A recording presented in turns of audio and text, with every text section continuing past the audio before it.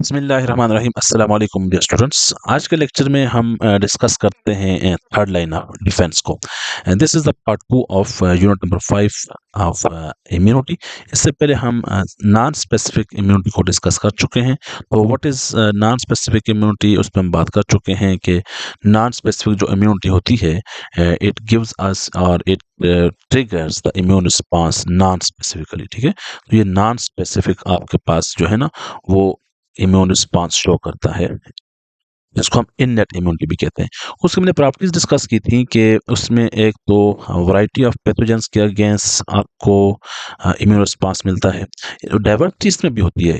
Third line of defence में भी diversity होती है कि ये मुख्तलिफ किस्म के पैथोजन के अगेंस्ट तो आपको इम्यून रिस्पांस प्रोड्यूस करेगा। लेकिन सबसे इंपॉर्टेंट बात यह है कि जो इननेट, जो इससे पहले हम डिस्कस कर चुके हैं, वो इम्यून रिस्पांस एक तो नॉन स्पेसिफिक होगा, दूसरा उसको इमीडिएट होगा, और तीसरा उसमें कोई मेमोरी इन्वॉल्व नहीं होगी। ठीक है, नो मेमोरी। तो यही जो तीन करेक्टरिस्टिक्स हैं, ये तीन करेक्टरिस्टिक्स इनका अगर अपोजिट कर लें तो वो स्पेसिफिक इम्यूनिटी में आएगा। स्पेसिफिक इम्यूनिटी को हम एडाप्टिव इम्यूनिटी भी कहते हैं। तो एडाप्टिव इम्यूनिटी या specific immunity, it is immunity against a specific type of pathogen, और स्पेसिफिक पैथोजन में भी अगेंस्ट अ स्पेसिफिक एंटीजन। और इसमें दूसरा ये डिफरेंट टाइप्स ऑफ पैथोजन के अगेंस्ट भी हो सकती है। और इसकी सबसे इंपॉर्टेंट बात यह है कि इसमें मेमोरी डेवलप होती है। ठीक है, इसमें क्या होती है, मेमोरी डेवलप होती है, memory for the future attack, जिसको हम सेकेंडरी रिस्पांस कहते हैं। तो प्राइमरी रिस्पांस में फर्स्ट टाइम एंटीजन आएगी और एंटीजन के अगेंस्ट जो एंटीबॉडीज बनेगी, it takes time 7 to 10 days लग जाएंगे। और फिर जो सेकेंडरी इम्यून रिस्पांस होगा वो इमीडिएट होगा, उसमें 3 to 5 डेज लगते हैं। तो इसको आज हम डिटेल से डिस्कस करेंगे, स्पेसिफिक इम्यूनिटी, और साथ इसके जो एमसीक्यूज हैं वो भी हम इस यूनिट के एंड पे डिस्कस होगा। ठीक है, फर्स्ट ऑफ ऑल बात करते हैं थर्ड लाइन ऑफ डिफेंस की। तो third line of defence it's a response against a specific antigen, mean and differentiate pathogens. It can differentiate the pathogen, तो ये specificity provide करता है। तो response is antigen specific, it can differentiate the pathogen, और pathogen में भी specific parts के against specific response produce होता है। जो antibodies बनती हैं वो specifically एक खास किस्म के pathogen के against होगी, और वही pathogen जो है वो उसी एक खास antibody के साथ bind करेगा। तो इसमें स्पेसिफिसिटी जो है ना वो बहुत इंपॉर्टेंट फैक्टर है in the third line of defence. Third line of defence consist of the humoral and cell mediated immune response. इसमें मेजर हम दो टाइप्स की बात करते होते हैं, ह्यूमोरल इम्यून रिस्पांस जिसमें एंटीबॉडीज इन्वॉल्व होती हैं, और सेल मीडिएटेड इम्यून रिस्पांस जिसमें टी सेल्स इन्वॉल्व होते हैं, जो डायरेक्टली एंटीजेंस को, जो डायरेक्टली पैथोजेंस को किल करते हैं। Each type of pathogen, the immune system produces cells and antibodies that are specific for that particular pathogens. तो हर एक पैथोजन के लिए स्पेसिफिक एंटीबॉडीज प्रोड्यूस होती हैं जो उसी स्पेसिफिक पैथोजन के अगेंस्ट एक्टिवेट होंगी, उसी पैथोजन स्पेसिफिक पैथोजन को बॉडी से रिमूव आउट करेंगी। तो सबसे इंपॉर्टेंट बात मैंने क्या बोली, इसमें स्पेसिफिसिटी है। They fight off pathogens and provide long-term immunity by keeping record of the antigens in its memory. तो उसके बाद हमने क्या डिस्कस किया कि इसमें मेमोरी होती है। तो एंटीबॉडीज बनने के बाद इसकी जो सबसे इंपॉर्टेंट जो करेक्टर है वो मेमोरी है। तो ये हमने डिफरेंशिएट किया इससे पहले स्लाइड में कि एक तो स्पेसिफिसिटी है, दूसरा इसकी मेमोरी है, और तीसरा ये थोड़ा सा टाइम कंज्यूमिंग है। लेकिन जो इंपॉर्टेंट फैक्टर्स वो क्या है, स्पेसिफिसिटी एंड मेमोरी। तो एंटीबॉडीज बनने के बाद मेमोरी इसमें जो है ना वो एलोकेट हो जाती है। तो वो मेमोरी सेल जो है फिर फ्यूचर रिस्पांस के लिए रैपिड रिस्पांस शो करते हैं। तो सेकेंडरी रिस्पांस इज दस relatively rapid and stronger than the primary response. अब सेकेंडरी रिस्पांस रैपिड क्यों होता है, रैपिड मीन जल्दी क्यों होता है, इसकी रीजन क्या है। Secondary response is immediate rapid because of this memory cells. तो मेमोरी सेल प्रोड्यूस होते हैं, और मेमोरी सेल फिर जो न्यू आने वाला जो पैथोजन है उसको वो फौरी तौर पर पहचान लेते हैं, उसके अगेंस्ट फौरी रिएक्शन करते हैं और फौरी एंटीबॉडीज बन जाती है। तो this is the general introduction of the third line of defence. तो थर्ड लाइन ऑफ डिफेंस में हमने ये बात ध्यान में रखनी है कि ये स्पेसिफिक इम्यून रिस्पांस होता है, इसमें स्पेसिफिक एंटीबॉडीज बनती हैं जो पार्टिकुलर पैथोजन के अगेंस्ट ही स्पेसिफिक होती हैं। तो इसमें सबसे इंपॉर्टेंट बात यह कि मेमोरी सेल्स डेवलप होते हैं, और सेकेंडरी रिस्पांस जो है वो इन मेमोरी सेल्स की वजह से रैपिड और स्ट्रॉन्गर होता है as compare to the primary response. Humoral and cell mediated immunity, ये दो मेजर टाइप्स हैं हमारे पास आपके के थर्ड लाइन ऑफ डिफेंस में। तो ह्यूमरल इम्यूनिटी हमने डिस्कस किया कि humoral immunity it is the type of the immunity that is the antibody mediated immunity involve the production of the antibodies। और एंटीबॉडीज जो स्पेसिफिकली प्रोड्यूस होती हैं वो बी लिम्फोसाइट्स। तो इसका मतलब ये हुआ कि ह्यूमरल इम्यूनिटी में बी लिम्फोसाइट्स इन्वॉल्व होते हैं, ठीक है। और स्पेसिफिकली बी लिम्फोसाइट्स में भी जो एंटीबॉडीज बनती हैं वो प्लाज्मा सेल से बनती हैं। जब एंटीबॉडीज बनने का हम डिस्कस करेंगे तो ये जो बी सेल्स होते हैं ये डिफरेंशिएट होते हैं दो सेल्स में, एक को प्लाज्मा कहते हैं और दूसरे को मेमोरी सेल कहते हैं। और यही प्लाज्मा सेल जाकर फिर एंटीबॉडीज बनाते हैं, ठीक है। तो humoral immunity is controlled or governed by the B lymphocytes, or B lymphocyte is a type of the lymphocytes। Cell mediated immunity is governed by the T lymphocytes। अब हमने discuss किया कि जो सेल mediated immunity है उसमें T lymphocytes involve होते हैं, which involve different types of T cells। इसमें different types of T cells involve होते हैं, helper T cells के अलावा cytotoxic T cells और suppressor T cells। Cell-mediated immunity involve T lymphocytes that act against infected cells or foreign cells tissue। ठीक है। अब जो सेल मीडिएटेड इम्यूनिटी है इसकी जो रिस्पॉन्सिबिलिटी है कि इसमें एक तो टी सेल इन्वॉल्व होंगे, जैसे हमने डिस्कस किया कि T cells involve in the cell mediated immunity, ठीक है। टी सेल्स इन्वॉल्व, ये बात ध्यान में रखना, बहुत इंपॉर्टेंट एमसीक्यूज है। तो ये अब टी लिम्फोसाइट्स जो है ये क्या करते हैं, इसका असल काम क्या होता है, एक तो इन्फेक्टेड सेल्स के अगेंस्ट इम्यूनिटी प्रोवाइड करना, या फॉरेन सेल्स या टिश्यू जो आएगा जिसमें टिश्यू ट्रांसप्लांट जब हम करते हैं उनके अगेंस्ट भी यही टी लिम्फोसाइट्स इम्यूनिटी प्रोवाइड करते हैं। T cells are produced in the bone marrow but mature in the thymus। अब ये इंपॉर्टेंट पॉइंट है कि T cells को T cells क्यों नाम देते हैं, because of the maturation in the thymus. जबकि इसके बाद हम B सेल की बात करें तो B सेल्स की जो ह्यूमन के केस में B सेल्स बोन मैरो में ही प्रोड्यूस होते हैं और बोन मैरो में ही उनकी मेचुरेशन होती है। तो B सेल्स को B सेल का नाम इसलिए दिया कि एक साइंटिस्ट थे, इन्होंने 1970s में एक एक्सपेरिमेंट किया बर्ड्स में। तो बर्ड्स में इनके लिए जो आर्गन होते हैं उसको बर्सा ऑफ फेब्रिशियस बोलते हैं, ठीक है, बर्सा ऑफ फेब्रिशियस। इसमें जो है ना ये आपके बी सेल्स मेच्योर होते हैं, तो there why these are called the B cells. तो T cells are name because of their maturation in the thymus, लेकिन जो प्रोडक्शन है वो बोन मैरो में ही होगी। Also regulate the activation and proliferation of other immune cells। B cells का सबसे important काम ये है कि ये जो दूसरे इम्यून सेल्स हैं जिस तरह बी सेल्स हो गए या अदर मैक्रोफेजेस हो गए उनकी एक्टिवेशन भी करते हैं और उनकी प्रोलिफरेशन भी करते हैं, और उनकी एक्टिवेशन और प्रोलिफरेशन को रेगुलेट भी करते हैं। Cell mediated immune response is directed against bacteria and virus inside the phagocytic cells or infected host cells। तो सबसे इंपॉर्टेंट बात ये याद रखनी है कि जो सेल mediated immune response होता है जिसमें टी सेल्स इन्वॉल्व होते हैं, ये हमेशा एंडोजीनियस जो है ना, एंडोजीनियस जो आपके पास एंटीजेंस होती हैं, एंडोजीनियस एंटीजेंस या एंडोजीनियस जो जिसमें वायरल इन्फेक्टर सेल्स आ गए या होस्ट के इन्फेक्टर सेल्स आ गए या जो फेगोसाइटिक सेल्स जो इन्फेक्टेड होते हैं उनके अगेंस्ट हमारे पास टी सेल्स इन्वॉल्व होते हैं या सेल मीडिएटेड इम्यूनिटी इन्वॉल्व होती है। Also cause rejection of implanted tissue, जैसे हमने ऊपर भी डिस्कस किया कि टी लिम्फोसाइट्स एक तो एंडोजीनियस सेल्स के अगेंस्ट और जो सेल में इन्फेक्टेड बॉडी के अंदर इन्फेक्टेड सेल्स होते हैं या फिर इम्प्लांटेड टिश्यूज के against cell mediated immunity involve होती है। T lymphocytes proliferate into different types of cell. तो टी लिम्फोसाइट्स के बहुत से टाइप्स होती हैं जिनको हम डिस्कस करते हैं फर्दर। टी लिम्फोसाइट्स की टाइप्स को डिस्कस करेंगे। T helper cells which activate macrophages and help B cells. T helper cells ये बहुत इंपॉर्टेंट सेल्स हैं। ये क्या करते हैं, ये हमारे पास मैक्रोफेजेस को एक्टिवेट करते हैं और ये हेल्पर करते हैं बी सेल्स को in the production of the antibodies. क्योंकि कुछ एंटीजन ऐसे होते हैं जो टी डिपेंडेंट होते हैं, कुछ एंटीजन ऐसे होते हैं जो टी डिपेंडेंट एंटीजेंस के लिए हमें इन सेल्स को टी हेल्प के साथ जो है ना वो प्रेजेंटेशन करने के बाद फिर ये जाकर सिग्नल प्रोड्यूस करते हैं बी सेल्स को, और बी सेल फिर प्लाज्मा और मेमोरी सेल में प्रोड्यूस होते हैं। तो इसलिए टी हेल्पर सेल्स का सबसे इंपॉर्टेंट काम क्या है, activation of the B cells. अब ये किस तरह करेंगे, different types of cytokines produce करेंगे, different types of chemical messengers produce करेंगे और मुख्तलिफ किस्म के इंटरफेरॉन जो आपके पास वायरल इन्फेक्टर सेल्स के अगेंस्ट इन्फेक्टर होते हैं। तो T helper cells also produce chemicals called the cytokine. Cytokines की बहुत सी टाइप्स होती हैं, इंटरल्यूकिन 1 है, इंटरल्यूकिन 2 है, इंटरल्यूकिन 4 है, इंटरल्यूकिन 5 है, और वो डिपेंड करते हैं इनके फंक्शंस पर। तो इंटरल्यूकिन साइटोकाइंस में आपके पास इंटरल्यूकिन्स आते हैं और इंटरफेरॉन्स आते हैं। These are produced by the T helper cells. Cytotoxic T cell destroy target cells on contact by producing toxins perforin. ये साइटोटॉक्सिक टी सेल्स डायरेक्टली किसी भी इन्फेक्टेड सेल्स को किल कर देगा। इस ये जो आपके पास सेल मेड इम्यूनिटी, आपके पास साइटोटॉक्सिक टी सेल्स है, तो ये साइटोटॉक्सिक टी सेल जब भी इंटरेक्ट करता है किसी भी इन्फेक्टेड सेल के साथ, तो डायरेक्टली इसकी किलिंग करके इसको पार्ट्स में तकसीम कर देता है। इसको बोलते हैं साइटोटॉक्सिक टी सेल्स।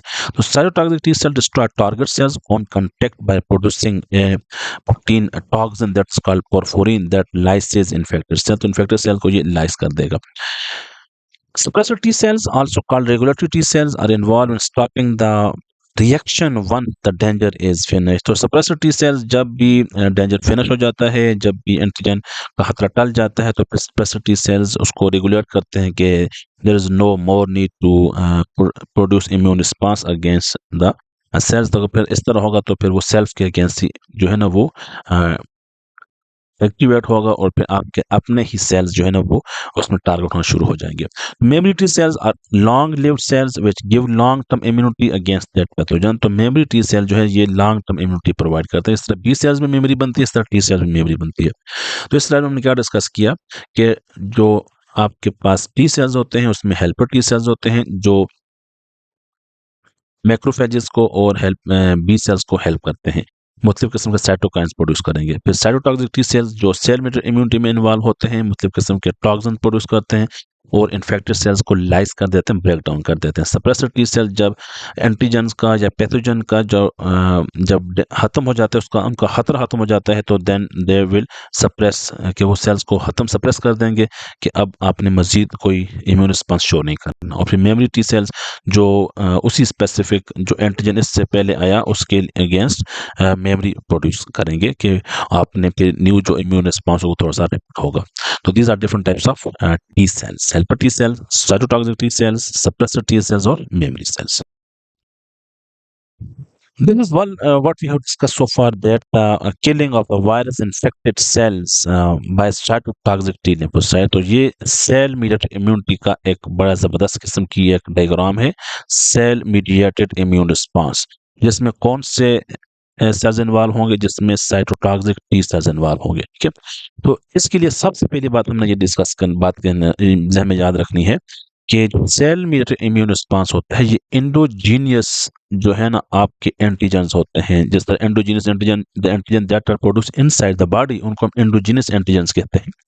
जिसमें वायरल इन्फेक्टेड सेल्स आ गए, जिसमें आपके पास ट्यूमर सेल्स आ गए, ठीक है, ट्यूमर सेल्स आ गए, ट्यूमर सेल्स आ गए, या इसके अलावा और जो है ना टिश्यू नेक्रोसिस के बाद जो सेल्स प्रोड्यूस होते हैं वो सारे आपके पास क्या होते हैं, एंडोजीनियस एंटीजन्स होते हैं। तो जब भी एंडोजेनस एंटीजन आएगा उसको आपके ये वायरस इन्फेक्टेड सेल की एग्जांपल है, दैट इज एंडोजीनियस एंटीजन, जैसे मैं डिस्कस कर चुका हूँ, the antigen that are produce inside the cell. ये एंटीजन प्रोसेस होगा एंटीजन प्रेजेंटिंग सेल में, और इसकी प्रेजेंटेशन होगी एमएचसी क्लास 1 के through at the surface of the cells. ठीक है, अब जब भी कोई भी एंटीजन जो एमएचसी क्लास 1 के साथ प्रेजेंट हुआ है, तो ये हमेशा साइटोटॉक्सिक टी सेल्स को प्रेजेंट होगा। ये बहुत इंपॉर्टेंट पॉइंट है। ठीक है, अब एमएचसी क्लास 1 और एमएचसी क्लास 2 में डिफरेंस हम आगे भी डिस्कस करेंगे। तो ये major histocompatibility, MHC stand for major histocompatibility class 1। तो जब भी कोई एंटीजन इसके साथ प्रेजेंट होगा तो ये हमेशा साइटोटॉक्सिक टी सेल्स को प्रेजेंट होगी ये एंटीजन। तो जब हम एंटीबॉडीज की बात, प्रोडक्शन की बात करें, वहां पे एमएचसी क्लास 2 जो है ना वो प्रोटीन्स इन्वॉल्व होंगी, वो मार्कर्स इन्वॉल्व होंगे। तो virus infected cell, for example endogenous antigen, a normal cell will not trigger a response by cytotoxic T lymphocytes. Normal cell जो है ना वो normal cell will not trigger a response by cytotoxic T lymphocytes, but a virus infected cell that is shown here, that is endogenous toxin, or a cancer cell produce abnormal endogenous antigen। ये बात मैंने discuss कर ली है। जब जो virus infected cell जो है या फिर कोई और एंटीजन प्रेजेंटिंग सेल है, फॉर एग्जांपल जिसने वायरस को किल किया हुआ है, तो ज़ाहिर है उसकी एबनॉर्मेलिटी हो जाएगी। तो इसके सरफेस के ऊपर process antigen presented with the MSc class 1, ये हमने एमएससी क्लास 1 के साथ आपकी एंटीजन को प्रेजेंट कर दिया। तो जब भी एमएससी क्लास 1 के साथ कोई एंटीजन प्रेजेंट होगा, तो it will always presented to the cytotoxic T cells. Cytotoxic T cells का मतलब हुआ कि वो सेल जो डायरेक्ट किलिंग करते हैं, साइटोटॉक्सिक टी सेल्स को ये एंटीजन प्रेजेंट होगा। और साइटोटॉक्सिक टी सेल्स के ऊपर कुछ रिसेप्टर्स होते हैं, इनको हम टी सेल रिसेप्टर्स कहते हैं, टी सेल रिसेप्टर्स कहते हैं। और इनकी सबसे इंपॉर्टेंट पहचान ये होती है कि इसके ऊपर जो है ना CD8 मार्कर्स होते हैं। कौन से मार्कर्स होंगे? CD8 मार्कर्स, ठीक है। ये CD8 markers are separate as compare to the T cell receptor. T cell receptors जो है ना वो बाइंड करेंगे आपके एंटीजन के साथ जो MHC क्लास 1 के साथ प्रेजेंटेड है, ये दोनों आपस में बाइंड करेंगे, ठीक है। और CD8 इसकी कंफर्मेशन करेगा कि आइदर ये जो एंटीजन है ये MHC क्लास 1 के साथ प्रोसेस हुई है या नहीं हुई। तो ये साइटोटॉक्सिक टी सेल को एंटीजन प्रेजेंट हो गया।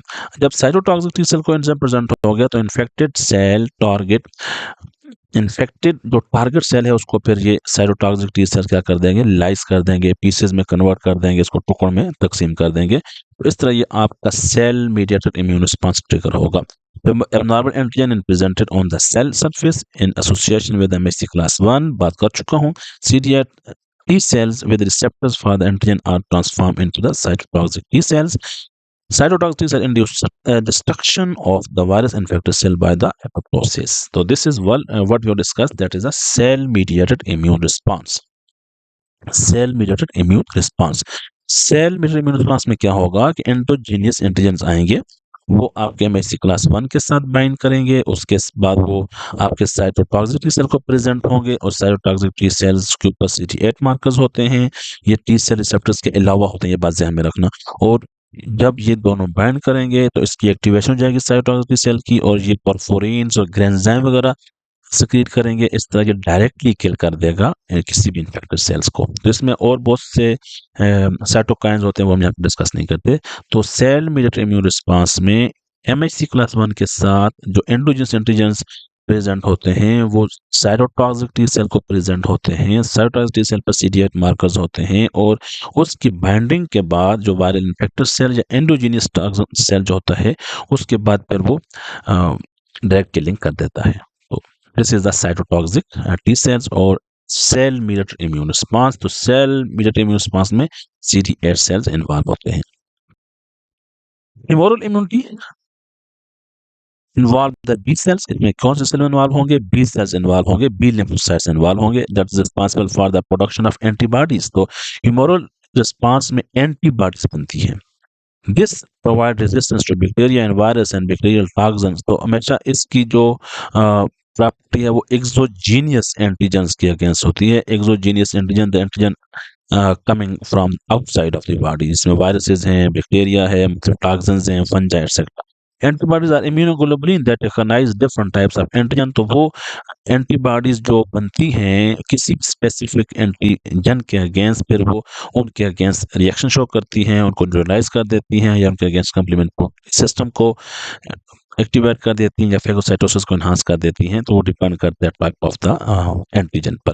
तो antibodies recognise different types of antigen and show reaction against that specific types of antigens. So humoral immunity involve the antibodies. So antibodies produced by the B lymphocyte, or specifically by the plasma cells of the B lymphocytes. B cells are produced and mature in the stem cells of the bone marrow. जो बात हम discuss कर चुके हैं कि B cells जो है ना वो बोन मैरो में ही प्रोड्यूस होंगे, ठीक है, बोन मैरो में ही इनकी प्रोडक्शन होगी, और B cells बोन मैरो में ही इनकी मैच्योरेशन होगी, ठीक है। तो ह्यूमन के केस में बोन मैरो में ही मैच्योरेशन है, और बोन मैरो में ही इनकी प्रोडक्शन है। Mature B cells are found in the lymphatic tissue like spleen and lymph node। इनकी प्रेजेंस है, जो मैच्योर B lymphocytes जो बोन मैरो में मैच्योर होते हैं, ये आपको कहाँ मिलेंगे? ये आपको लिम्फेटिक टिश्यूज में मिलेंगे, लाइक स्प्लीन और द लिम्फ नोड्स, जो लिम्फेटिक सिस्टम के बहुत इंपॉर्टेंट पार्ट है। B cells recognise antigen by antigen receptors on the cell surface. अब बी सेल्स के ऊपर स्पेसिफिक रिसेप्टर्स होते हैं जिनको हम बोलते हैं एंटीजन रिसेप्टर्स, और ये receptors mainly in the form of the immunoglobulin की फॉर्म में होते हैं। इम्यूनोग्लोबुलिन भी जो है ना, ये बी सेल रिसेप्टर है। ये बात ध्यान में रखनी है, बहुत इंपॉर्टेंट पॉइंट है। B cell recognise antigen by antigen receptors on the cell surface. तो बी सेल्स के ऊपर भी जो है ना आपको रिसेप्टर्स मिलेंगे दैट रिकॉग्नाइज स्पेसिफिक एंटीजन। तो बी सेल इटसेल्फ जो है ना ये एंटीजन प्रेजेंटेशन का काम भी करता है। अच्छा, B cell itself is a APC, antigen presenting cell. ये टी सेल्स को रिप्रेजेंट करेगा, फिर टी सेल दोबारा आकर इसको एक्टिवेट करके और फिर इसकी कोलोनल एक्सपेंशन करेगा और फिर इससे प्लाज्मा सेल बनेंगे और जो है ना एंटीबॉडीज बनेंगे और साथ मेमोरी सेल बनेंगे। We make 100 million lymphocytes a day. हमारी बॉडी में एक दिन में 1 मिलियन लिम्फोसाइट्स बनते हैं। So equal number must dies, तो इतनी ही तादाद में डाइज भी होते हैं। This death of cell is known a process और प्रोग्राम सेल डेथ। तो ये एक प्रोग्राम सेल डेथ के थ्रू इसकी जो है ना वो किलिंग होती है। Activation of B sales. Each B cell produce an antibody against a particular antigen। क्योंकि अब बी सेल जो वो स्पेसिफिक होते हैं, इनकी स्पेसिफिसिटी होती है। तो हर जो आपके पास, चूंकि यहाँ पे मिलियंस ऑफ जो है ना वो बी लिम्फोसाइट, जैसे हमने डिस्कस किया कि 100 मिलियंस पर डे जो है ना ये सिंथेसाइज भी होते हैं और इनकी जो है ना वो डेथ भी होती है। तो हर जो स्पेसिफिक बी सेल होता है वो एक डिफरेंट किस्म के एंटीजेंस के लिए जो है ना वो एक्टिवेट होता है। तो each B cell produces an antibody against a particular antigen.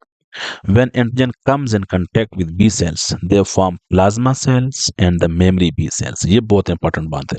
जब भी कोई भी एंटीजन बी सेल्स के ऊपर आकर अटैच होगा, तो ये डायरेक्टली ऐसे नहीं होता कि ये आकर जो है ना आकर जो है ना बी लिम्फोसाइट्स के ऊपर, फॉर एग्जांपल ये बी लिम्फोसाइट्स हैं, तो बी लिम्फोसाइट के स्ट्रक्चर के ऊपर आकर जो एंटीबॉडीज रिसेप्टर्स हैं आईजीडी, ये आकर बाइंड करेगा। तो बाइंड करने के बाद हाँ, ये अगर टी इंडिपेंडेंट एंटीजन हुआ तो ये फिर इसमें जो है ना पूरा एक मैकेनिज्म होगा। उसके बाद ये दो सेल्स में कन्वर्ट हो जाएगा, एक को प्लाज्मा सेल कहते हैं और दूसरे को हम मेमोरी सेल्स कहते हैं। ये प्लाज्मा सेल जाकर क्या बनाएंगे, एंटीबॉडीज बनाएंगे। ठीक है, तो कितने सेल्स बनेंगे आपके पास, दो सेल्स बनेंगे, एक प्लाज्मा सेल्स और दूसरा memory P cells. Plasma cell क्या बनाएंगे, एंटीबॉडीज बनाएंगे। क्या बनाएंगे, एंटीबॉडीज बनाएंगे। तो plasma cells start the production of the antibodies, while memory cells give long-term immunity against that pathogens by keeping its record। तो जो सबसे इंपॉर्टेंट खूबसूरती है हमारे थर्ड लाइन ऑफ डिफेंस की, कि ये रिकॉर्ड को कायम रखता है, ये रिकॉर्ड को महफूज रखता है। That is in the form of the memory cell. कौन सी फॉर्म में रखेगा, ये मेमोरी सेल की फॉर्म में रिकॉर्ड को महफूज रखेगा। और फिर अगर फ्यूचर में वही सेम टाइप ऑफ अगर एंटीजन आया तो उसके अगेंस्ट इमीडिएट रिस्पांस, फौरन रिस्पांस जो होता है। तो जब भी बी सेल एक्टिवेट होंगे तो ये दो किस्म के सेल्स बनाएंगे, एक प्लाज्मा सेल्स बनाएंगे और दूसरा ये हमारे पास कौन से सेल थे, ये प्लाज्मा सेल्स थे। ठीक है, ये प्लाज्मा सेल्स हैं और ये आपके पास मेमोरी सेल्स हैं। तो प्लाज्मा सेल्स क्या करेंगे, ये स्पेसिफिकली इनका काम है एंटीबॉडी प्रोडक्शन, और मेमोरी सेल्स क्या करते हैं, वो रिकॉर्ड कायम रखते हैं, उसको रिकॉर्ड को कीप करते हैं for same pathogen for the future intact. तो antibody start binding to antigens and thus inactivate the antigens. तो एंटीबॉडी क्या करती हैं, मुख्तलिफ मैकेनिज्म के थ्रू उस एंटीजन को न्यूट्रलाइज कर देंगी। क्या कर देंगी, न्यूट्रलाइज कर देंगी bye binding with the antigen, या फिर ये कंप्लीमेंट सिस्टम को एक्टिवेट कर देती हैं यही एंटीबॉडीज, या फिर फेगोसाइटोसिस को इन्हांस कर देती हैं एंटीबॉडीज, ताकि वो एंटीजन मुकम्मल तौर पर बॉडी से निकल जाए। तो असल काम का, असल हमारा मकसद क्या होता है, असल मकसद ये होता है कि हमने उस एंटीजन को बॉडी से निकालना होता है। Secondary response of immune system is quicker and stronger than the primary one. अब ये क्यों है, इसकी रीजन क्या है। Secondary response is of the immune system is quicker and stronger as compared to the primary response because of the memory cells। कौन से cells, memory cells। This is what we have discussed so far कि antibodies बन कैसे बनेगी। तो antibodies बनने के लिए स्टूडेंट्स आपके लिए जो है ना सबसे पहले आपको जो एक्स्ट्रा सेलुलर एंटीजन का आना जरूरी है। ये एक्स्ट्रा सेलुलर एंटीजन है। ठीक है, एक्स्ट्रा सेलुलर एंटीजन ये फ्रेगमेंट्स की फॉर्म में है या ये पूरा कंप्लीट सेल की फॉर्म में है, इससे पहले फेगोसाइटोसिस भी हो सकती है। फेगोसाइटोसिस इसको फ्रेगमेंट्स में कन्वर्ट कर सकता है, या एंटीजन प्रेजेंटिंग सेल इसको कर सकता है फ्रेगमेंट्स में। तो जो हमारे पास मैक्रोफेजेस होते हैं, या फिर डेंड्राइटिक सेल्स हैं, या इसके अलावा बी सेल्स हैं, ये खुद प्रोफेशनल एपीसीज हैं। क्या है? Professional APC antigen presenting sales. तो एक्स्ट्रासेलुलर एंटीजन्स ये एंटीजन के फ्रेगमेंट्स हैं या प्रोसेस एंटीजन्स हैं। अब जब ये एंटीजन प्रेजेंटिंग सेल्स आपके इस एंटीजन को प्रोसेस करने के बाद, अब ये चूंकि ये वाला बी सेल है, ये B cell itself act as a antigen presenting cells. ये एंटीजन प्रोसेस होने के बाद एमएचसी क्लास 2 के साथ बाइंड करेगा। ये बात जब एमएचसी क्लास 2 के साथ जब बाइंड करेगा, तो एमएचसी क्लास 2 के साथ बाइंड करने के बाद ये सरफेस पर आकर प्रेजेंट हो जाएगा। प्रोसेस एंटीजन, जब सेल ने उसको प्रोसेस किया एंटीजन को, उसको फिर एमएचसी क्लास 2 के साथ आकर बाइंड किया, बाइंड करने के बाद अपनी सरफेस पर आकर उसको आकर प्रेजेंट कर दिया। This is antigen binded with the MHC class 2। MHC class 2, यहाँ पे एक बात ध्यान में रखना, एमएचसी क्लास 1 जो हमने सेल मीडिएटेड इम्यून रिस्पांस में डिस्कस किया, एमएचसी क्लास 1 ये ऑल न्यूक्लिएटेड सेल पर होता है। क्या होता है? ऑल न्यूक्लिएटेड सेल पे आपको एमएचसी क्लास 1 मिलेगा। जबकि एमएचसी क्लास 2 जो है, इसका जीन या इसके जो आपके पास वो प्रेजेंटेशन है, this is only in the APCs. ये एंटीजन प्रेजेंटिंग सेल्स के पास ये आपको एमएचसी क्लास 2 रिसेप्टर्स मिलेंगे। ठीक है। अब एमएचसी क्लास 2 के साथ जब भी कोई एंटीजन बाइंड हुई है, ये एंटीजन एमएचसी क्लास 2 के साथ बाइंडेड है। MHC class 2 antigen fragment display on the surface. जब एमएचसी क्लास 2 के साथ बाइंड है, तो ये किसको जाकर एंटीजन प्रेजेंट करेगी? ये टी हेल्पर सेल को जाकर प्रेजेंट करेगी। किसको प्रेजेंट करेगी? T helper cell. और टी हेल्पर सेल के ऊपर आपको मिलेंगे टी सेल रिसेप्टर्स और साथ CD4 मार्कर्स। कौन सा मार्कर्स? CD4 मार्कर्स मिलेंगे। अब जो आपके पास ये टी सेल रिसेप्टर्स हैं, ये बाइंड करेंगे एमएचसी क्लास 2 के साथ जो एंटीजन बाइंड हुई है उसके साथ, और CD4 कंफर्म करेगा कि आइदर ये जो एंटीजन है ये MHC2 के साथ ही बाइंड है या नहीं है। एक बात। दूसरी बात ये कि यहाँ से कुछ सिग्नल्स आएंगे। अगर ये मैक्रोफेजेस है तो इंटरल्यूकिन 1 प्रोड्यूस हो सकता है। यहाँ से आपके पास B7 प्रोटीन जो कोस्टिमुलेशन है वो CD28 के साथ अगर बाइंड कर सकता है। और ये क्या करेगा? ये इंटरल्यूकिन 2 प्रोड्यूस करेगा टी हेल्पर सेल्स। ठीक है। और ये इंटरल्यूकिन 2 इसी पे आकर ऑटोक्राइन सिग्नल करने के बाद इंटरल्यूकिन 2 के रिसेप्टर के साथ जाकर बाइंड करेगा, और इसकी हो जाएगी क्लोनल एक्सपेंशन। क्या हो जाएगी? Clonal expansion. और फिर बहुत सारे सिमिलर जो एक्टिवेटेड टी हेल्पर सेल्स हैं वो प्रोड्यूस होंगे, और फिर ये जाकर आपके बी सेल्स को एक्टिवेट करेंगे। बी सेल्स को ये मैसेज देंगे, अब आइदर बाय इंटरल्यूकिन 4 और इंटरल्यूकिन 5। देखें, हमने डिस्कस किया कि मुख्तलिफ किस्म के इंटरल्यूकिन प्रोड्यूस होते हैं। अब फिर ये बी सेल्स क्या करेगा? 2 सेल्स में डिफरेंशिएट हो जाएगा। एक को कहते हैं प्लाज्मा सेल्स और दूसरे को हम बोलेंगे मेमोरी सेल्स। प्लाज्मा सेल्स क्या बनाएंगे? वो एंटीबॉडीज बनाएंगे, और एंटीबॉडीज पे जाकर आपके इम्यून सिस्टम को, आपके एंटीजेंस को ट्रिगर करेंगी।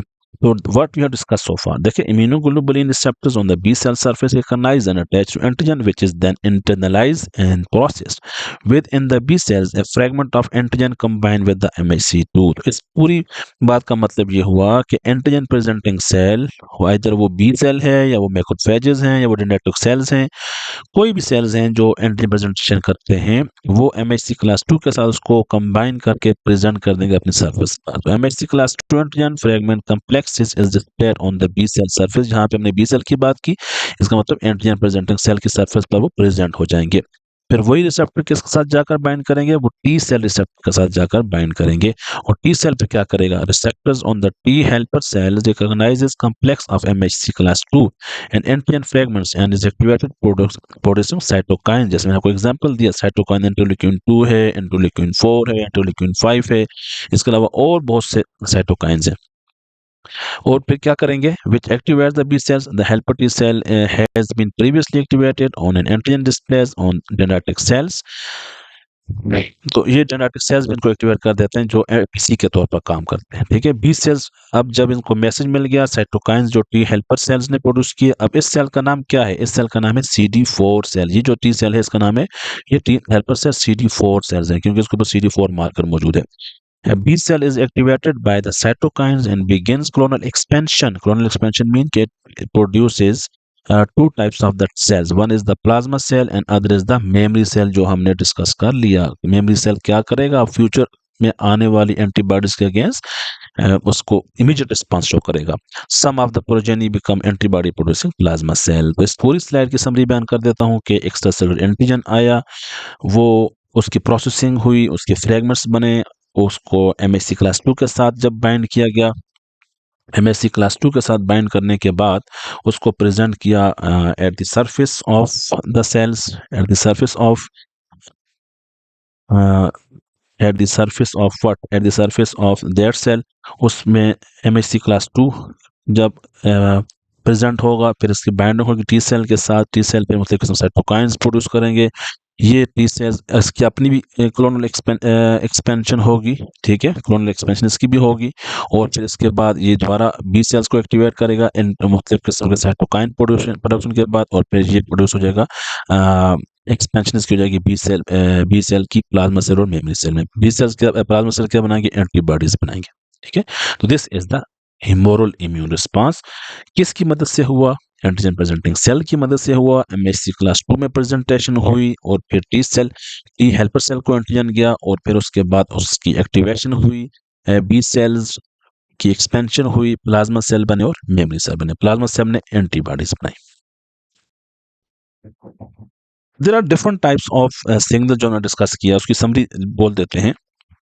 Signal 1, MSC T cell receptor के साथ बाइंड करेगा. Macrophages shows the wanted poster antigen to the T helper cell. तो T मैक्रोफेजेस जो एंटीजन प्रेजेंटिंग सेल्स हैं उनके साथ ये सिग्नल 1 एमएससी के साथ जो बाइंडेड एंटीजन होंगी वो सिग्नल 1 प्रोड्यूस करेंगी, ठीक है. फिर सिग्नल 2 में हमारे पास B7 जो प्रोटीन्स हैं वो C28 के साथ बाइंड करेंगी. Macrophages give the all clear safety check को, इसको को स्टिमुलेशन कहते हैं, जो B7 और C28 के साथ बाइंडिंग होती है. फिर इंटरल्यूकिन 1 प्रोड्यूस होगा किससे, मैक्रोफेजेस से, जो एंटीजन प्रेजेंटिंग सेल्स हैं. इसका मतलब क्या हुआ कि भाई समथिंग इज रॉन्ग, इन्फ्लेमेशन हो गया, डेंजर हो गई. अब आप वो क्या करेगा, उसको मजीद एक्टिवेट करेगा, किसको, टी हेल्पर सेल्स को. फिर ऑटोक्राइन सिग्नल प्रोड्यूस होंगे. ऑटोक्राइन एक्टिवेशन का मतलब T helper cells tells itself to grow. Interleukin 2 binds to interleukin 2 receptors. अब टी हेल्पर सेल जो है वो इंटरल्यूकिन 2 प्रोड्यूस करेंगे और वो उसी के ऊपर आकर बाइंड करेंगे, इसको बोलेंगे ऑटोक्राइन एक्टिवेशन. फिर टी सेल्स की क्लोनल एक्सपेंशन होगी. Once specific T helper cell multiply into an army, उसकी बहुत से सेल्स बनेंगे, इसको क्लोनल एक्सपेंशन कहते हैं, under the influence of interleukin 2. फिर बी सेल्स कैसे हेल्प होगी, B cell help T helper cell send specific messenger जिसमें इंटरल्यूकिन 4 है. इंटरल्यूकिन 4 क्या करेगा, ये tells B cells grow and change your weapon type. अब ये कहेगा भाई इंटरल्यूकिन 4 एक मैसेज देगा किसको, बी सेल्स को, फॉर द ग्रोथ. इसको बोलते हैं B cell growth factors, B cell growth factors के you have to grow your cell. फिर इंटरल्यूकिन 5 क्या करेगा, ये बी सेल से प्रोड्यूस सॉरी टी सेल से प्रोड्यूस होगा और बी सेल की बहुत सी कॉपीज बनाएगा, जिसको बोलेंगे clonal expansion of the B cells. The final effect is B cells turn into factories like plasma cells and release the antibodies. तो ये पूरी समरी है जो हमने प्रीवियस स्लाइड में डिस्कस किया कि सिग्नल 1 आएगा, सिग्नल 2 आएगा, इंटरल्यूकिन्स आएंगे, और फिर उसके बाद मुख्तलिफ किस्म के इंटरल्यूकिन 1 है, इंटरल्यूकिन 2 है, इंटरल्यूकिन 4, इंटरल्यूकिन 5 है. तो हर एक अपना फंक्शन है. और एट द एंड हमारा जो मकसद क्या है वो एंटीबॉडीज बनाना है. तो एंटीबॉडीज स्पेसिफिकली किससे बन रही है, प्लाज्मा सेल से बन रही है. Difference between the cell mediated and humoral immunity. Cell mediated immunity में it is the immune response mediated by the cell. Cytotoxic T cell involve होंगे. Immune response mediated by the antibodies जिसमें plasma cell antibodies production करेंगे. पहला point ये clear हो गया.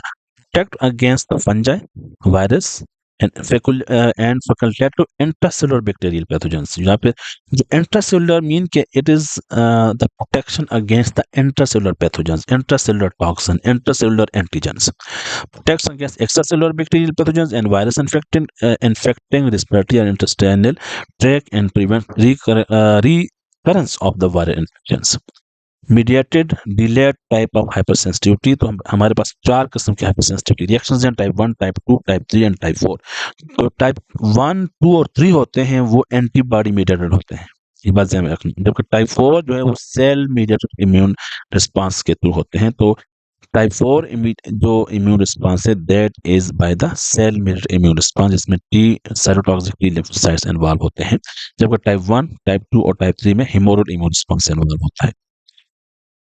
Next point है only T cell dependent antigen lead to the cell mediated immunity. इसमें वो सेल्स इन्वॉल्व होंगे जिसमें टी सेल डिपेंडेंट एंटीजन होंगे। ठीक है, तो B cell directly bind soluble antigen resulting in production of antibodies. तो बाज एंटीजन ऐसे होते हैं जिसमें बी सेल डायरेक्टली बाइंड करते हैं, जैसे हमने डिस्कस किया कि B cell directly act as a antigen presenting cells. Both CD4 and CD8 cells are involve, दोनों सेल्स इन्वॉल्व होंगे, इसमें ओनली CD4 या टी हेल्पर सेल्स इन्वॉल्व होते हैं।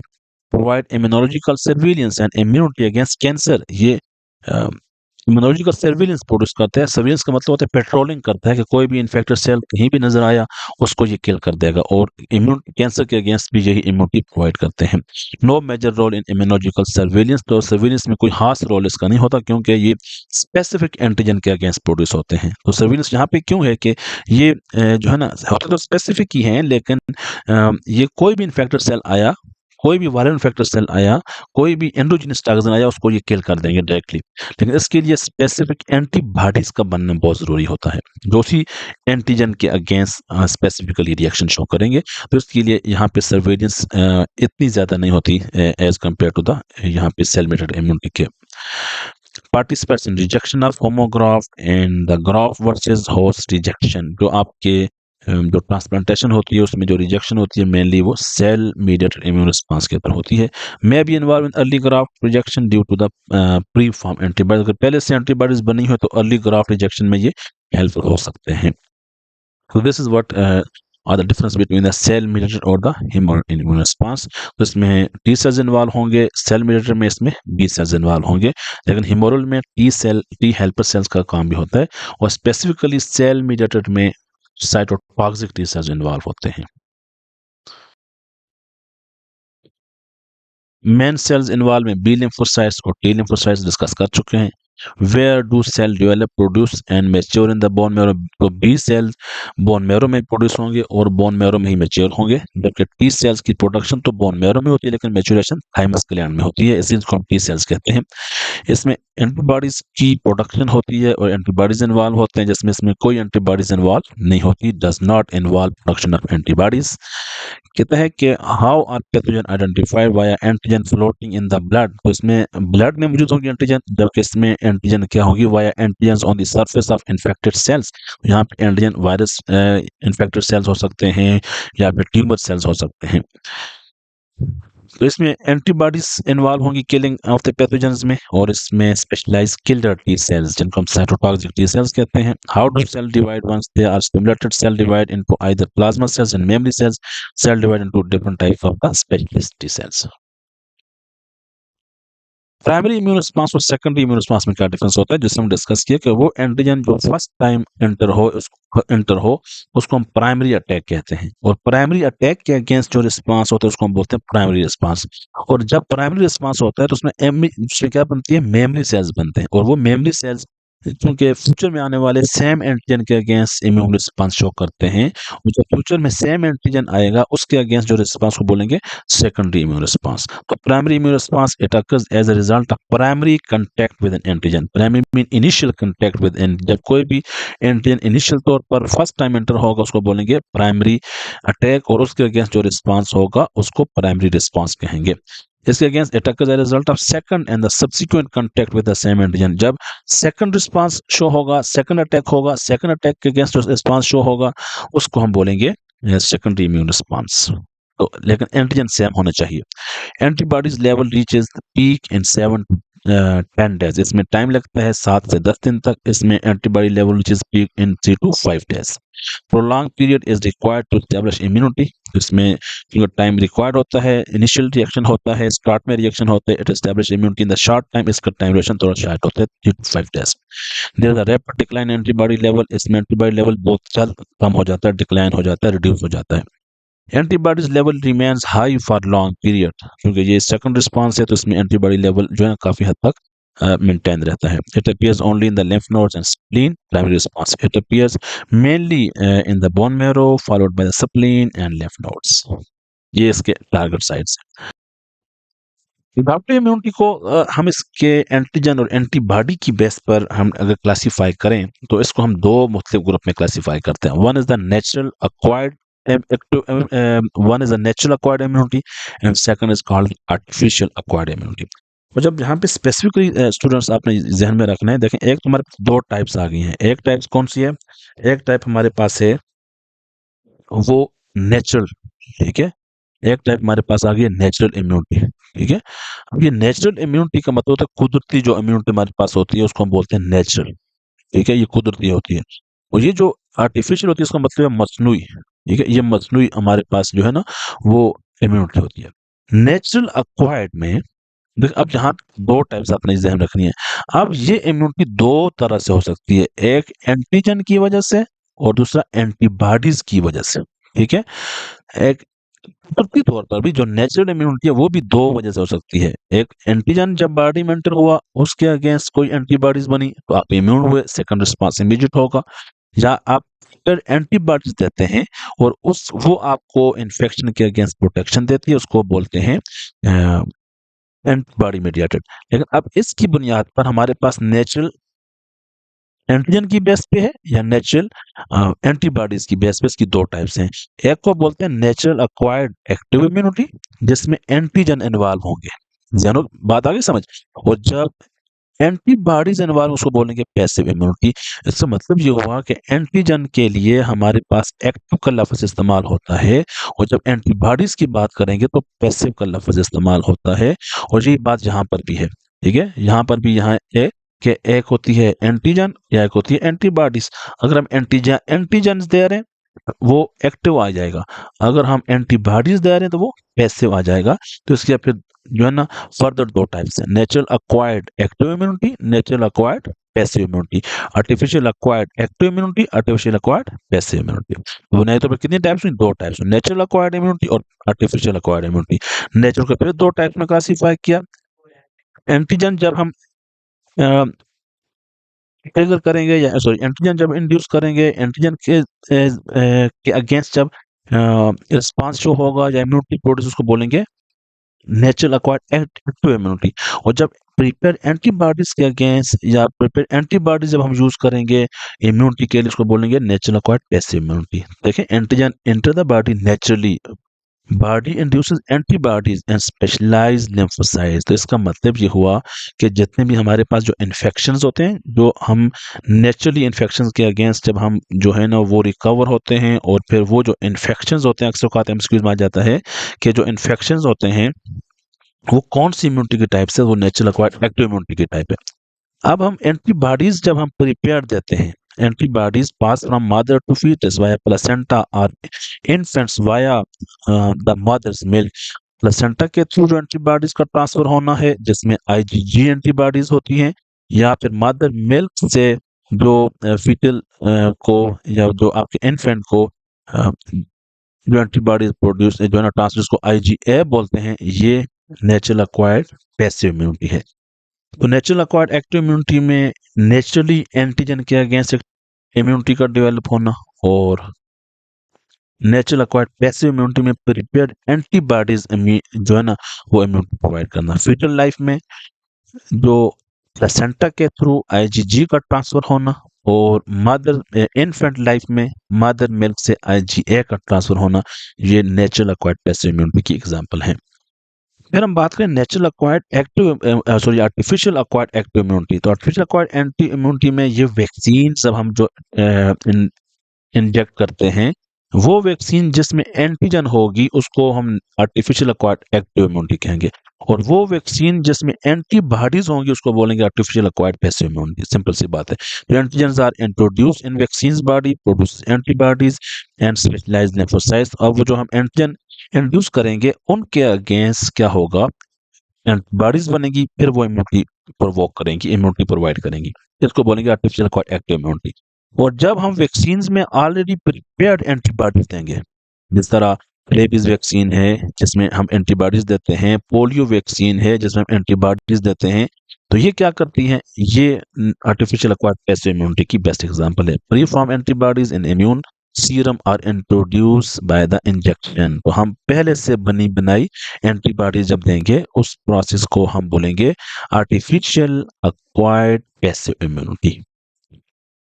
तो ये हमारे पास अडॉप्टिव इम्यूनिटी की मेनली दो टाइप्स है, नेचुरल अक्वायर्ड और आर्टिफिशियल अक्वायर्ड। नेचुरल अक्वायर्ड की फिर दो टाइप्स हैं, एक्टिव और पैसिव। एक्टिव में एंटीजन के अगेंस्ट इम्यूनिटी होगी नेचुरल तौर पर, और पैसिव में नेचुरल तौर पर एंटीबॉडीज प्रोटेक्शन प्रोवाइड करेंगी। आर्टिफिशियल अक्वायर्ड में हम एक्टिव में वैक्सीन एंटीजन की फॉर्म में देंगे, और जबकि आर्टिफिशियल अक्वायर्ड पैसिव में हम वैक्सीन एंटीबॉडीज की फॉर्म में देंगे।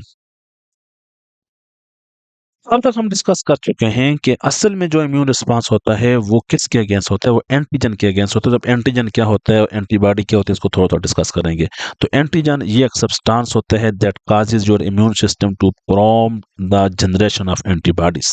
यहाँ पे दो बातें ज़हन में रखनी होती है, एक होता है एंटीजन और एक होता है इम्यूनोजन। ठीक है, एंटीजन ये कोई भी फॉरेन पार्टिकल हो सकता है जिसके साथ एंटीबॉडीज बाइंड करती है, उसको हम एंटीजन कहते हैं। लेकिन इम्यूनोजन ये वो पार्ट होता है जो आपके इम्यून सिस्टम को ट्रिगर करता है, एंटीबॉडी की जो प्रोडक्शन करेगा ना जो पार्ट, उसको बोलेंगे इम्यूनोजन। क्या बोलेंगे? इम्यूनोजन। ठीक है, तो एंटीजन ये कोई भी substance that activate your system and then bind with itself। अगर वो बाइंड करेगा तो वो एंटीजन होगा, और जो प्रोड्यूस करेगा एंटीबॉडीज को उसको हम इम्यूनोजन कहेंगे। ठीक है, तो antigen are of different types. तो एंटीजन में अब किस क्या क्या खसूसियात होती है हम डिस्कस करते हैं। एंटीजन कैन बी प्रोटीन्स, ये प्रोटीन हो सकती हैं, मेनली प्रोटीन्स होती हैं। पॉलीसेकेराइड भी हो सकती हैं, conjugates of lipids with proteins, जिस तरह लाइपोप्रोटीन्स हैं, जिस तरह ग्लाइकोप्रोटीन्स पॉलीसेकेराइड्स हैं। तो प्रोटीन्स, पॉलीसेकेराइड्स, लाइपोप्रोटीन और glycolipids, these are the different types of antigens. An antigen may be foreign substance from the environment such as the chemicals, bacteria, virus or pollens। तो ये ज़्यादातर foreign होते हैं क्योंकि जो सेल्फ होते हैं उनके against immunity as such involve नहीं होती। तो एनी सब्सटेंस, तो बात सेल्फ के अगेंस्ट भी प्रोड्यूस होती है। फर्स्ट जिस तरह हमारे पास आरबीसीज के ऊपर जो एंटीजन होते हैं, जिस तरह एंटीजन ए है उसके अगेंस्ट एंटीबॉडी भी प्रोड्यूस होती हैं। तो इस तरह हम कहते हैं कोई भी केमिकल सब्सटेंस जो आपके इम्यून सिस्टम को एक्टिवेट करे उसको हम एंटीजन कहते हैं। An antigen may also be performed within the body as with the bacterial toxins or tissue cells। तो आपके अपने बॉडी सेल्स जो है ना वो बना सकते हैं, जिनको हम बोलते हैं एंडोजीनियस एंटीजन्स। Endogenous antigens. ठीक है, तो antigen are the foreign substance or substance that prompt the generation of antibodies। It may be the proteins, polysaccharides, or the lipoproteins, or glycolipids। तो ये फॉरेन सब्सटेंस भी हो सकते हैं और ये आपकी बॉडी में भी बन सकते हैं। The body recognize antigen by the three dimensional shape. अब जो एंटीजन की प्रॉपर्टीज हैं उसमें एक तो 3D स्ट्रक्चर होनी, उसकी कम्प्लेक्स स्ट्रक्चर होना जरूरी है। ठीक है, 3D जो उसकी शेप होती है ना एंटीजन की, तो वो उससे आपको ये पहचानी जाती है 3 डायमेंशनल शेप से। रीजन्स कॉल्ड एंटीजन डिटर्मिनेंट्स, जिनको हम इपीटोप्स कहते हैं, वो रीजन जो आपका इम्यून सिस्टम रिकॉग्नाइज करता है जिसके साथ आकर बाइंड कर, उसको बोलते हैं epitopes. Properties that make molecules more effective includes, वो प्रॉपर्टीज जो किसी भी मॉलिक्यूल को इफेक्टिव एंटीजन्स बनाते हैं उसमें कौन सी प्रॉपर्टीज हैं। नंबर 1, एक तो स्टेबल होना चाहिए। It should be stable molecules that assumes and maintain definite shape। ये इसकी पहली प्रॉपर्टी है कि stability is the most important factors of N antigen. Second बात यह है कि इसका मॉलिक्यूलर साइज बहुत ज़्यादा होना चाहिए, जो है ना इसका मॉलिक्यूलर साइज तकरीबन 5000 से लेकर 1,00,000 डाल्टन्स तक हो सकता है। तो larger molecular mass between the 5000 and the 100,000। Molecules that are structurally complex, complexity बहुत important है, with distinctive shapes and novel subunit combination। novel mean new subunit combination होगा, उसको हम एंटीजन्स कहते हैं। तो antigen should have all three properties. Number 1 stability, कि उसका स्ट्रक्चर स्टेबल होगा। नंबर 2 उसमें आपको मिलेगा हाई मॉलिक्यूलर वेट, उसका मॉलिक्यूलर वेट आपको ज्यादा मिलेगा। और तीसरा उसकी कम्प्लेक्सिटी। ये तीनों जो है ना बहुत इंपॉर्टेंट प्रॉपर्टीज हैं किसी भी एंटीजन्स की, और अगर ये तीनों प्रॉपर्टीज फिल होती हैं तो ये बहुत ही बेस्ट किस्म का एंटीजन साबित होता है और अच्छी तरह आपके इम्यून सिस्टम को वो करेगा, इन्हांस करेगा और एंटीबॉडीज बनेगी। तो any substance that triggers the immune response that is called the antigen, और स्पेसिफिकली जो ट्रिगर करेगा उसको हम इम्यूनोजन कहते हैं।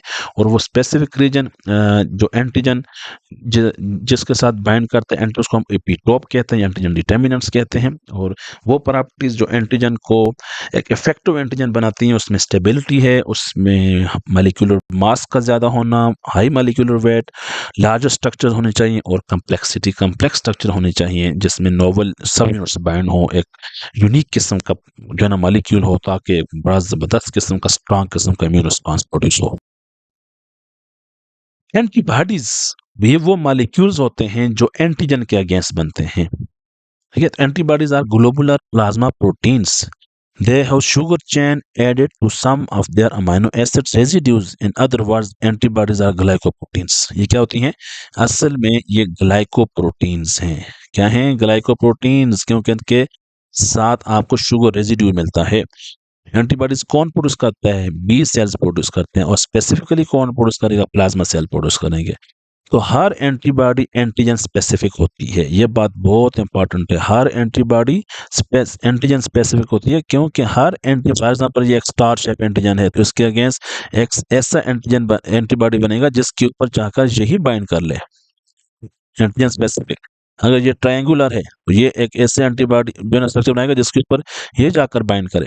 ठीक है, तो antibodies are antigen specific, binds and inactivate foreign particles. The basic functional unit of each antibody is called immunoglobulin. जो functional unit होता है ना किसी भी एंटीबॉडी का, उसको हम इम्यूनोग्लोबुलिन कहते हैं। ठीक है, इम्यूनोग्लोबुलिन एंटीबॉडी का दूसरा नाम भी है, लेकिन फंक्शनल यूनिट क्या है? वो इम्यूनोग्लोबुलिन है। There are different types of antibodies को हम डिस्कस करते हैं। एंटीबॉडी के स्ट्रक्चर की बात करें तो जनरल स्ट्रक्चर इसका वाई शेप स्ट्रक्चर होता है। ये एक वाई शेप स्ट्रक्चर मिलेगा आपको। ठीक है, वाई शेप मॉलिक्यूल है। ठीक है, वाई शेप मॉलिक्यूल बहुत इंपॉर्टेंट एमसीक्यूज है। एंटीबॉडी का जनरल स्ट्रक्चर क्या होता है? वाई शेप होता है। ठीक है, और वाई शेप क्यों? इसमें आपको दो पार्ट मिलते हैं। एक आपको मिलता है हैवी चेन। ठीक है, ये आपका पूरा हैवी चेन है, ये वाला पूरा जो ब्लू कलर में आपको नजर आ रहा है, ये सारा हैवी चेन है। ठीक है, बड़ा चेन, हैवी मीन लार्जर, बड़ा। और दूसरा चैन आपको मिलता है लाइट चैन, छोटा चैन मिलता है। ठीक है, ये वाला छोटा आपको मिलेगा लाइट चैन। अब इन दोनों के फिर दो दो पार्ट्स आते हैं। इसमें वेरिएबल पार्ट भी होते हैं जिसमें अमाइनो एसिड का सीक्वेंस वेरी करता है, और इसमें कांस्टेंट रीजन भी होता है जिसमें अमाइनो एसिड का रीजन फिक्स होता है। वेरिएबल पार्ट और कांस्टेंट पार्ट, हैवी चेन और द लाइट चेन। अब इसमें फिर दो पार्ट्स होते हैं। एक ये अपर वाला पार्ट, इसको बोलते हैं एंटीजन बाइंडिंग साइट बोलते हैं, इसको बोलते हैं FAB। क्या बोलेंगे? FAB, fragment for antigen binding. FAB fragment for antigen binding. तो अब चूंकि हमने बोला कि आपके पास जितने भी एंटीजन होते हैं, एंटीबॉडीज होते हैं, वो एंटीजन स्पेसिफिक होते हैं। एंटीजन स्पेसिफिसिटी इस वजह से होती है, स्पेसिफिक स्ट्रक्चर की वजह से, जहां पे आकर एंटीजन आकर बाइंड करती है। और ये जो रीजन होते हैं इसको हम बोलते हैं FC पार्ट। FC पार्ट क्यों बोलते हैं? This is for the complement fragment. Complement fragment का मतलब ये हुआ कि ये जाकर बाइंड करेगा कंप्लीमेंट प्रोटीन के साथ, और फिर उनकी एक्टिवेशन करेगा, और फिर कंप्लीमेंट सिस्टम को एक्टिवेट करेगा। Each antibody consist of 4 polypeptides. कितने पॉलीपेप्टाइड्स हैं? 4 पॉलीपेप्टाइड। इंपॉर्टेंट MCQs है। 2 हैवी चेन है एंड 2 लाइट चेन है। 2 heavy chain and 2 light chain. देखें, एक हैवी चेन ये आ गया पूरा, और एक हैवी चेन पूरा आपके पास ये आ गया, और फिर 2 लाइट चेन, एक लाइट चेन ये आ गया और दूसरा लाइट चेन आपके पास ये आ गया। Connected by disulphide bonds joined to form a Y shape. अब डाइसल्फाइड बॉन्ड आपको यहाँ पे मिलेगा, इसको हम जो है ना हेंज रीजन बोलते हैं, आगे इसको हम डिस्कस करेंगे। ठीक है, ये वाला रीजन आपके पास होता है, यहाँ पे ये हेंज रीजन होता है, आपस में बाइंड होता है डाइसल्फाइड बॉन्ड से। अब अगर MCQs आए कि दोनों जो हैवी और लाइट चेन आपस में किस तरह बाइंड होते हैं, तो they are joined by the disulfide bond, और they joined by the disulfide bridge. इसको हेंज रीजन भी कहते हैं। ठीक है, this is the general shape of the antibody. Although the general structure of all the antibodies is very similar, general shape तो बिल्कुल same है, Y shape है। A small region at the tip of the Y varies greatly among different antibodies। तो इसमें एक छोटा सा reason होता है जिसको हम वेरिएबल रीजन कहते हैं। वो क्या होता है? वेरिएबल रीजन क्या होता है, डिफरेंट होता है, ठीक है। स्मॉल रीजन हमने क्या डिस्कस किया, small region at the tip of the Y shape, at the tip of the antibody, यहाँ पे वाई का मतलब है एंटीबॉडी, ठीक है। At the tip of the antibody varies greatly among different antibodies. तो डिफरेंट एंटीबॉडीज में ये जो ऊपर वाला छोटा सा रीजन होता है, ये क्या करता है, ये वेरी करता है। ये क्या करता है डियर स्टूडेंट्स, ये वेरी करता है। This variable region composed of 110 to 130 amino acids. तो ये रीजन कितने अमाइनो एसिड पर मुश्तमिल होता है, 110 से लेकर 130 अमाइनो एसिड पर मुश्तमिल होगा। ये वेरिएबल रीजन की बात हो रही है। So allowing millions of antibodies with slightly different type structure or antigen binding site। तो अब जो एंटीजन आपके पास slightly different होते हैं वो because of this variable regions की वजह से जो है ना वो डिफरेंट टाइप्स ऑफ एंटीबॉडीज बनती हैं, वो स्पेसिफिक एंटीजन के साथ जब जाकर बाइंड करती हैं। तो दिस वेरिएबल रीजन जो 110 130 अमीनो एसिड के दरमियान में कंपोज होता है, ये अलाउ करता है millions of antibodies with slightly different tip structure. तो इस वजह से आपके पास मिलियंस ऑफ एंटीबॉडीज बनती है, इसमें एक छोटा सा स्ट्रक्चर डिफरेंट होता है जिसको हम एंटीजन बाइंडिंग साइट कहते हैं। The variable region include the ends of the light and heavy chain, ठीक है।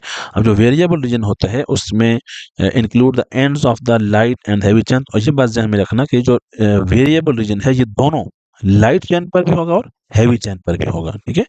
तो variable region is the part of both heavy chain and the light chain, ठीक है। हैवी चेन के ऊपर भी आपके पास वेरिएबल रीजन होगा और जो आपका लाइट चेन है उसके ऊपर भी वेरिएबल रीजन होगा। This is what we have discuss antigen binding site है, ठीक है। पहले तो आप ये डिस्कस कर लें कि आपके पास देखें ये हैवी चेन है, ये कौन सा चेन है, हैवी चेन। ये वाला कौन सा चेन है, हैवी चेन। वो हैवी चेन आ गए। और ये वाला चेन कौन सा है, लाइट चेन। कौन सा chain, light chain. Variable sorry heavy chain के ऊपर भी variable reason, constant region. Light chain के ऊपर भी वेरिएबल रीजन और कांस्टेंट रीजन। और ये दोनों हैवी चेन और लाइट चेन कौन से बॉन्ड से मिले हुए हैं, डाइसल्फाइड ब्रिज से। कौन से बॉन्ड से, डाइसल्फाइड ब्रिज से। और इसमें जो रीजन होता है जहां पे डाइसल्फाइड, उसको बोलते हैं हेंज रीजन। कौन सा रीजन, हेंज रीजन। ये बात क्लियर होगी। दो हैवी चेन, दो लाइट चेन, दोनों में वेरिएबल रीजन और constant region.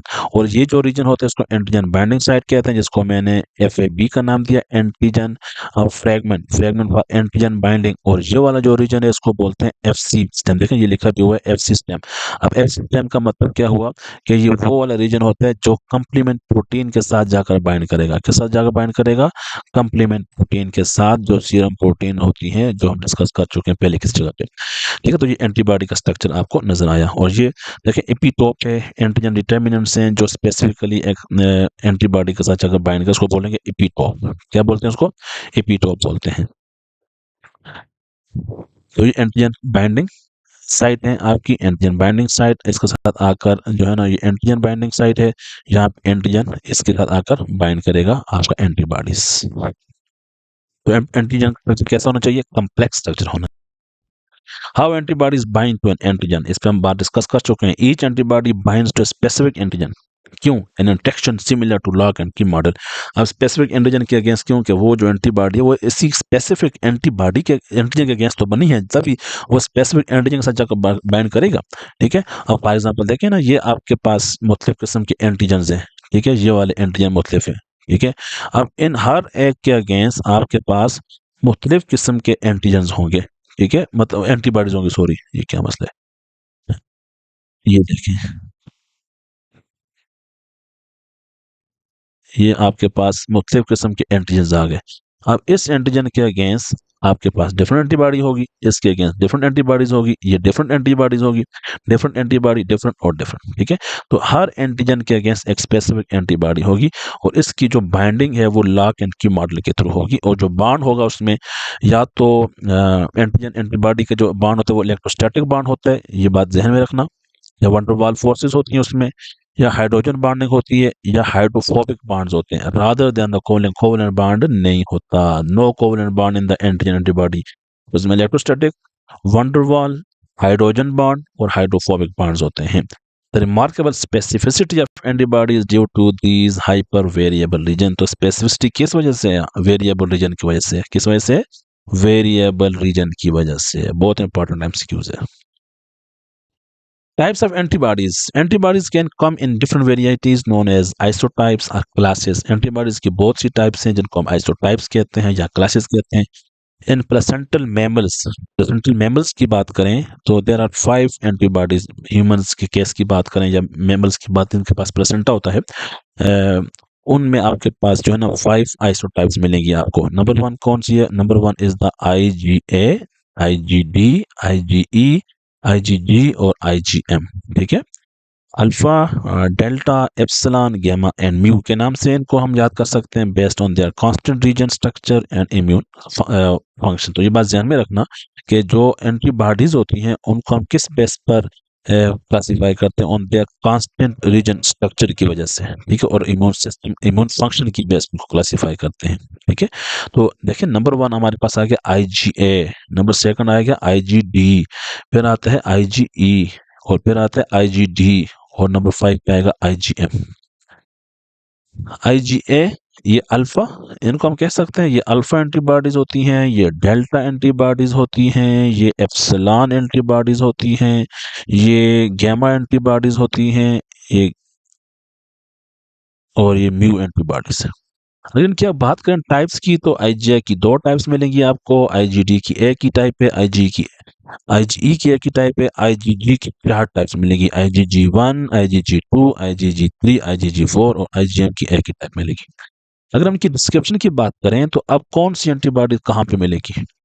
Found in mucosal areas. आपके जितना म्यूकोसल एरिया है जिसमें गट है, रेस्पिरेटरी ट्रैक है, यूरोजेनिटल ट्रैक है, ये सारे एरियाज में आपको क्या मिलेगा? ये आपको IgA मिलेगी. हम शॉर्ट में कह सकते हैं these are the secretory antibodies. Secretory antibodies. ठीक है. जिस तरह से मतलब सिक्रेशंस है ना, जितनी आपके पास टीयर है उसमें आपको IgA मिलेगी, आपका मिल्क है वो आपको IgA मिलेगी. ठीक है.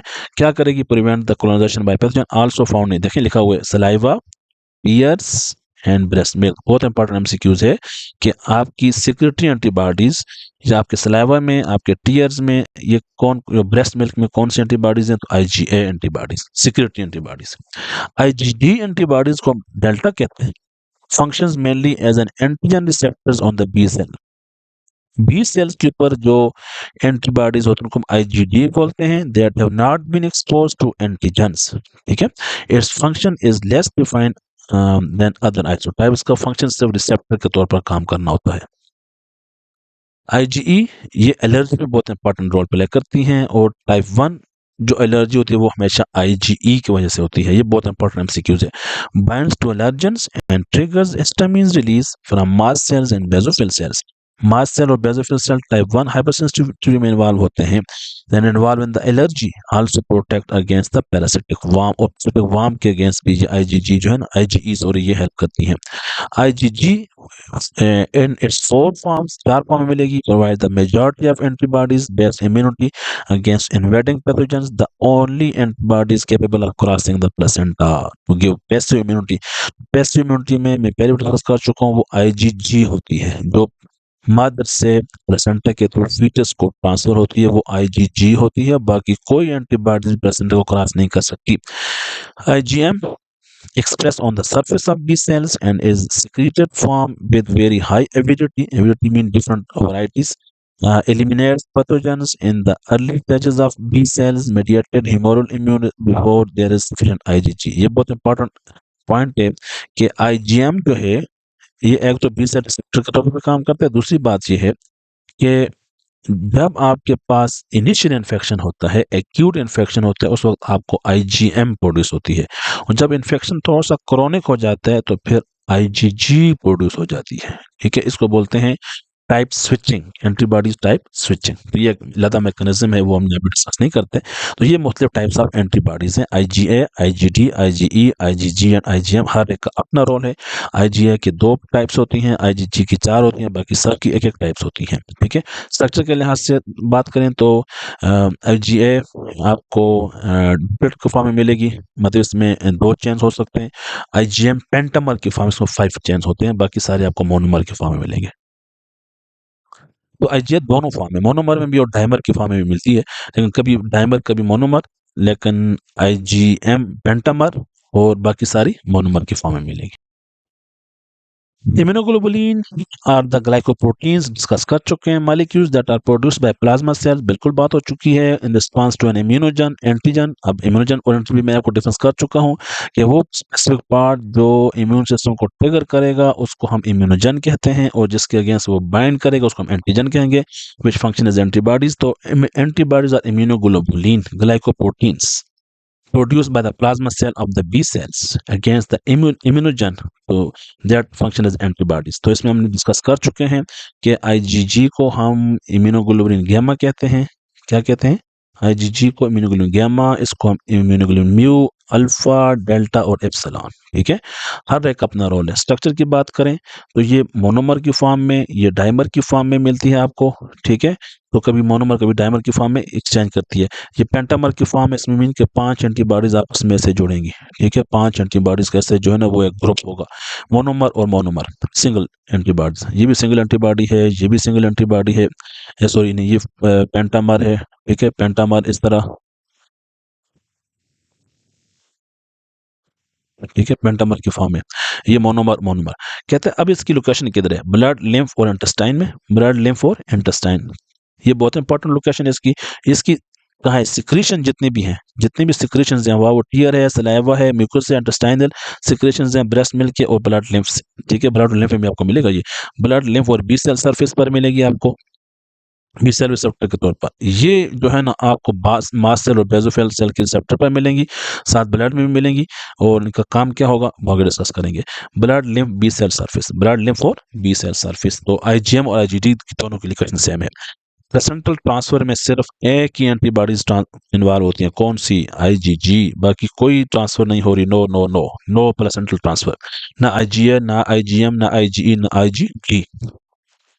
फंक्शन की बात करें, आईजीजी क्या करती है? एनहांस फेगोसाइटोसिस, फेगोसाइटोसिस को एनहांस करेगा, neutralise toxin and viruses, protect foetus and newborn's. ये इसका फंक्शन है कि फेगोसाइटोसिस, न्यूट्रलाइजेशन और protection of foetus. Localise protection और म्यूकोसल सरफेस। अब लोकलाइज प्रोटेक्शन का मतलब क्या है? म्यूकोसल सरफेस का मतलब है क्योंकि सिक्रीटरी होती हैं, सिक्रीशंस में पाई जाती हैं। फिर आपको मिलेगा lysis and agglutination of the micro organisms, और एलर्जिक मतलब इसमें लाइसिस भी करते हैं और एग्लूटिनेशन भी करते हैं। Allergic reactions, lysis of parasitic worm, serum function not known, presence on the B cell function in initiate of immune response. इसका सीरम फंक्शन तो खास नोन नहीं है, लेकिन ये बी सेल रिसेप्टर के तौर पर काम करती है। ठीक है, इनिशिएशन ऑफ इम्यून रिस्पांस क्योंकि रिसेप्टर के तौर पर काम करेंगे। Now up till now we have discuss what are antibodies. तो हम डिस्कस करते हैं कि एंटीबॉडीज बनने के बाद फंक्शन क्या परफॉर्म करेंगी। तो वो हम पहले भी किसी जगह डिस्कस कर चुके हैं। तो antibodies contribute to immunity in 3 ways. Majors के 3 काम होते हैं। नंबर 1 क्या होगा? नंबर 1 ये होगा कि they prevent pathogen from entering और damaging cell by binding to them. कि मतलब ये क्या करेगा? पैथोजन को आपके सेल्स के अंदर एंट्री होने से बचाएगा। प्रिवेंट पैथोजन फ्रॉम एंटरिंग और डैमेजिंग सेल्स बाय बाइंडिंग। तो जब ज़ाहिर है एंटीबॉडीज बनेगी तो वो उसके साथ बाइंड करेगी। जब वो एंटीजन के साथ एंटीबॉडीज जब एंटीजन के साथ बाइंड कर लेंगी तो एंटीबॉडीज और एंटीजन की बाइंडिंग के बाद उसकी क्या हो जाएगी? न्यूट्रलाइजेशन हो जाएगी। अब फिर वो आपके जो होस्ट सेल उसको डैमेज नहीं कर सकेगी। सेकंड इंपॉर्टेंट काम ये है कि they stimulate removal of pathogen by macrophages and other cells by coating the pathogen. मतलब ये हुआ कि ये एंटीबॉडीज ऑप्सोनाइजेशन के तौर पर काम करके फेगोसाइटोसिस के प्रोसेस को एनहांस करेंगी। ठीक है, क्योंकि मैक्रोफेजेस का काम क्या होता है? ये फेगोसाइटोसिस का काम होता है। तो they stimulate removal of pathogen by macrophages. कैसे? By coating the pathogen by opsonization by acting as an opsonin. तो ऑप्सोनिन के तौर पर काम करेंगी और फेगोसाइटोसिस का प्रोसेस एनहांस हो जाएगा। They trigger destruction of pathogens by stimulating other immune response such as the complement pathway. तो इसका सबसे इंपॉर्टेंट काम ये होगा कि ये आपके कंप्लीमेंट पाथवे को भी ट्रिगर करके इम्यून सिस्टम को मजीद एनहांस करके पैथोजन को डिस्ट्रॉय करके बॉडी से बाहर निकाल देंगे। तो इसका मेजर 3 काम होंगे। नंबर 1 न्यूट्रलाइजेशन, नंबर 2 फेगोसाइटोसिस को एनहांस करना, और नंबर 3 कंप्लीमेंट सिस्टम को एनहांस करना, उसको फिर आगे जाकर एक्टिवेट करना और फिर destruction of the pathogens. Thank you so much dear students. आज के लेक्चर में हमने एडाप्टिव इम्यूनिटी को डिस्कस किया कि एडाप्टिव इम्यूनिटी क्या होती है, सेल मीटर इम्यूनिटी क्या है, कौन से सेल्स इन्वॉल्व होते हैं, उसमें 20 टी सेल्स इन्वॉल्व होते हैं, ह्यूमरल इम्यूनिटी, प्लाज्मा सेल्स जो है ना खसूसी तौर पर एंटीबॉडीज़ बनाएंगे। उसमें फिर हमने डिस्कस किया डिफरेंट टाइप्स ऑफ एंटीबॉडीज़ को, स्ट्रक्चर ऑफ एंटीबॉडीज़ को, और हमने डिस्कस किया एंटीजन को, एंटीजन की मुख्तलिफ प्रॉपर्टीज़ को, और आखिर में डिस्कस किया कि एंटीबॉडी असल में फंक्शन क्या करती है। तो in the next lecture we will discuss about the hyper sensitivity. Keep watching biology learning zone and thank you so much.